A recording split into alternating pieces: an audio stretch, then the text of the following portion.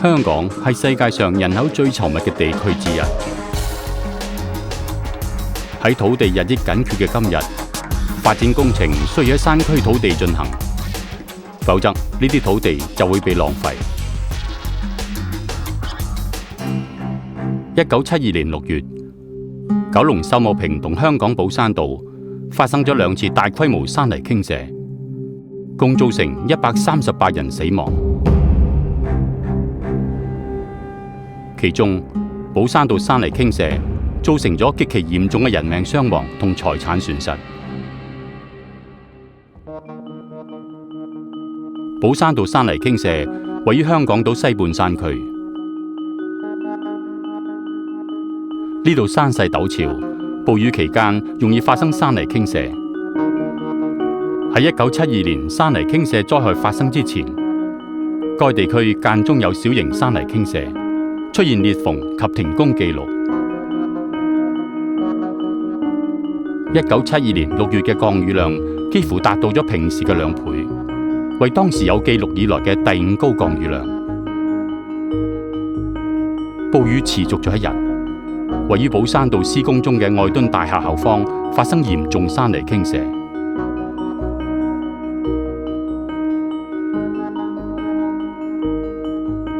當日早上，寶山道發生咗多宗小型山泥傾瀉，導致21號嘅花園下陷約2米。山坡下方干德道嘅一處建築工地亦發生大面積山泥傾瀉，連豐園後嘅斜坡有大量嘅水湧出。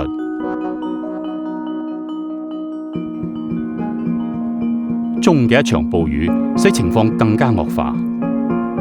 21號嘅花園地面又下降3米，連豐園後嘅斜坡湧出嘅水量大增，而干德道工地情況就更加嚴重。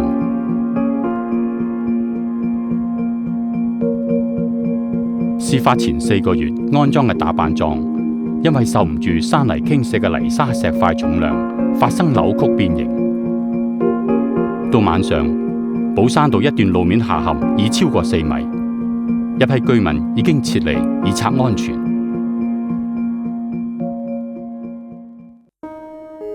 災難當日早上，雖然情況好嚴重，但係冇人預料到跟住落嚟會發生乜嘢事故。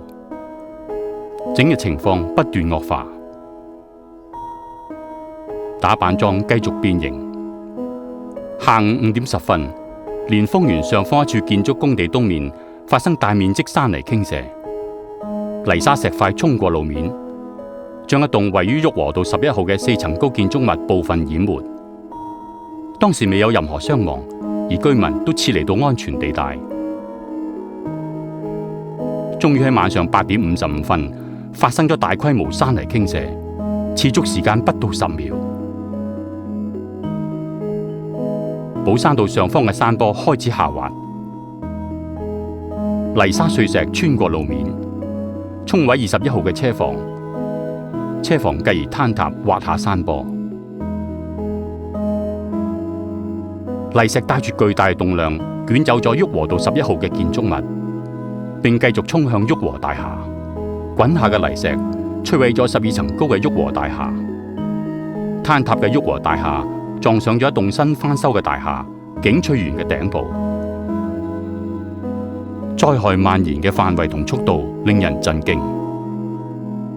喺呢次災難中，67人喪生，2座住宅大廈同其他啲建築物被摧毀。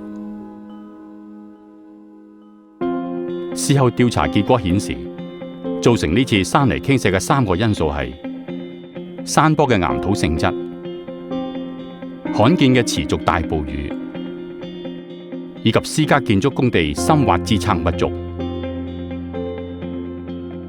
6月18日嘅2宗大災難及1976年另一宗嚴重嘅山泥傾瀉，促使香港岩土工程進入新嘅發展。1977年，政府成立咗今日嘅土力工程處。土力工程處將會繼續為香港市民服務，確保類似寶山道山泥傾瀉嘅災難不再發生。